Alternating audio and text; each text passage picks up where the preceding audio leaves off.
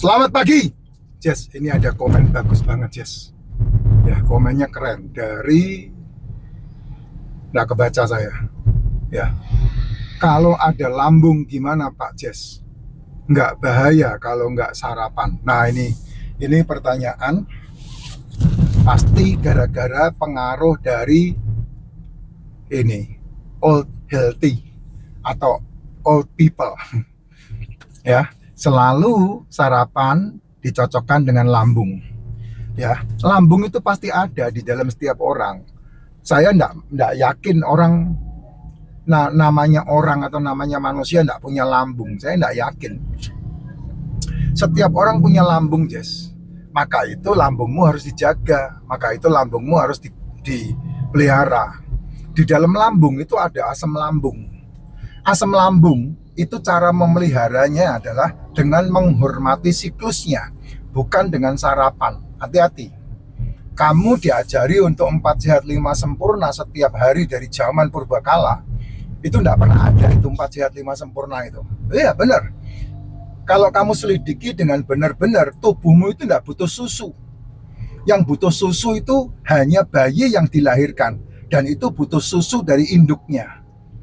Kambing butuh susu induknya, sapi butuh susu induknya, manusia juga sama. Manusia itu butuh susu dari induknya, yaitu ASI, air susu ibu, gitu. Tapi kamu abaikan, dan kemudian dengan alasan induknya tidak keluar susu, itu mustahil di atas mustahil, tidak bisa, tidak mungkin. Pasti ada ASI-nya karena dia bisa melahirkan gitu.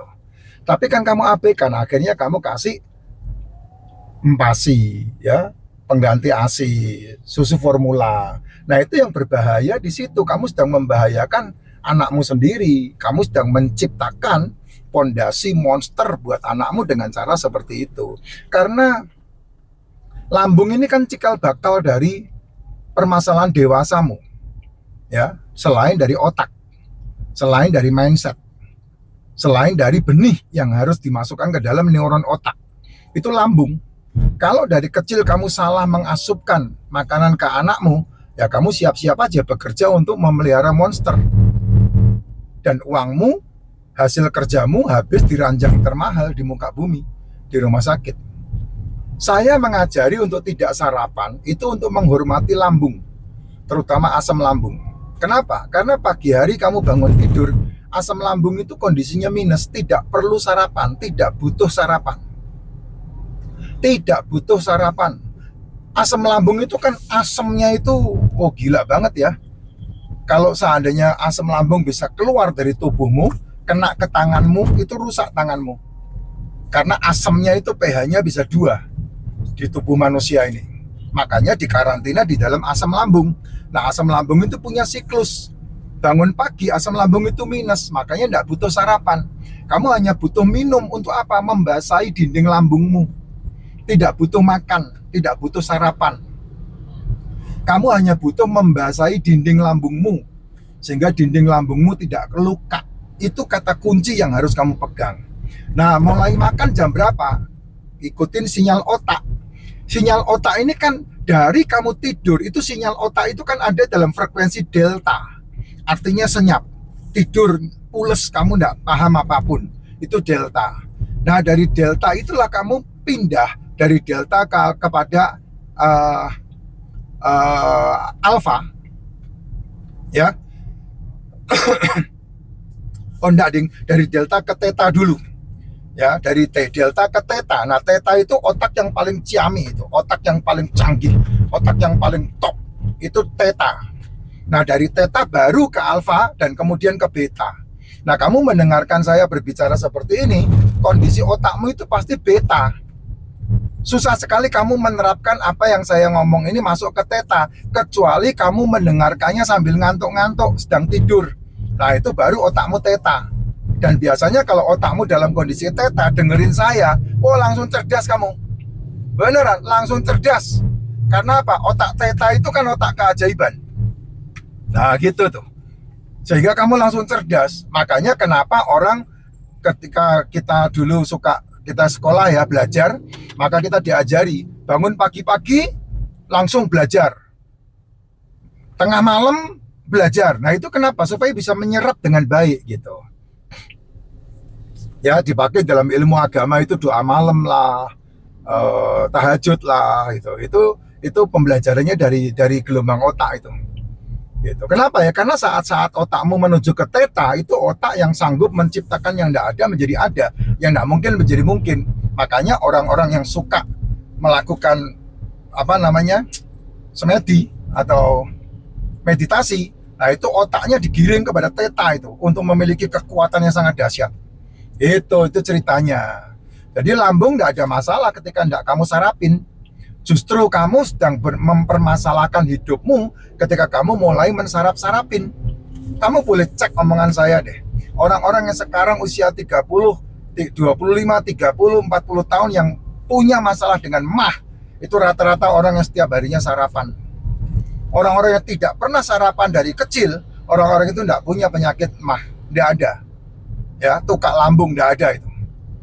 Kenapa kok begitu ya? Dia udah mempermasalahkan masalah asam lambungnya dia, mengganggu-ganggu dia. Nah, itu kenapa di dalam dunia medis cara terbaik untuk membuat obat itu menjadi sakti, lambungnya dinetralisir. Nah, itu dia.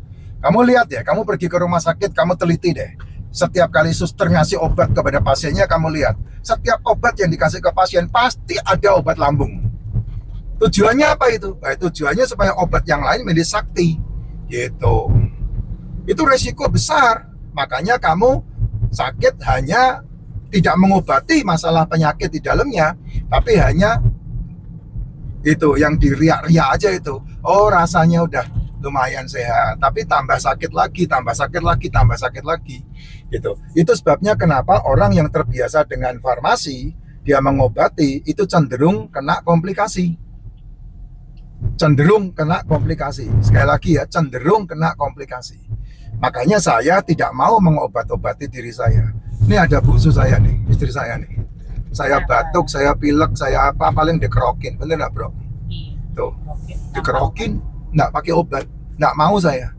Minumnya racikan makcin. Nah, nanti saya tunjukkan tuh racikan makcin tuh. Racikan makcin tuh apa? Waduh, macet kayak begini bro. Ya, racikan makcin nih. Nah, dengan racikan makcin, kamu bisa memperbaiki fungsi metabolik tubuhmu.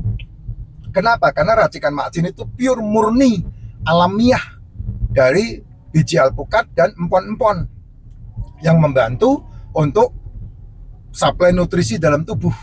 Nah, itu tuh makanya saya tunjukkan ke dirimu. Nah, kalau kamu biasa bangun tidur minum racikan makcin, oh itu sangat membantu. Karena apa? Karena racikan makcin membasahi dinding lambungmu sekaligus mensuplai kebutuhan dari mikronutrisi, yaitu mineral dan vitamin. Kan langsung masuk, langsung bercampur dengan asam lambung dan kemudian masuk ke usus halus kan?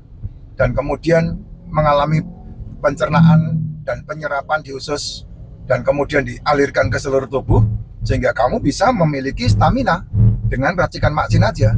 Saya sampai detik ini jam 2 nih, setengah 3 malah. Setengah kita belum makan apapun. Telur paling tadi ya. Jam 12 kami makan telur. Telur 2 bit. Saya makan 4. Kamu makan berapa, bro? 5 ya? 10. Tuh dia makan 10. Tuh, makan itu aja, makan telur. Nah, ada yang bilang, "Pak, makan telur itu bukan makan ya, Pak. Nyemil." Ya, kalau orang Indonesia makan itu kan kalau enggak pakai piring, nasinya segunung kan enggak makan. Kalau saya telur itu makan. Tapi makanan yang tidak ada unsur yang berhubungan dengan gula-gulaan. Karena telurnya direbus. Itu pure murni mikro makronutrisi secara utuh. Telur. Terbaik telur, terbaik telur. Ya yang lain saya enggak rekomendasi lah. Ya, baru nanti ini udah rencana nih. Karena kita mau ketemu sama salah satu rekan direkturnya IPDN, kita mau makan bareng sama beliau. Itu yang kita buat, itu yang kita kerjakan. Ya Jess, nah itu dia baru kamu sehat. Ya, bangun tidur minum racikan makcin, tidak sarapan kalau mau tetap badannya sehat.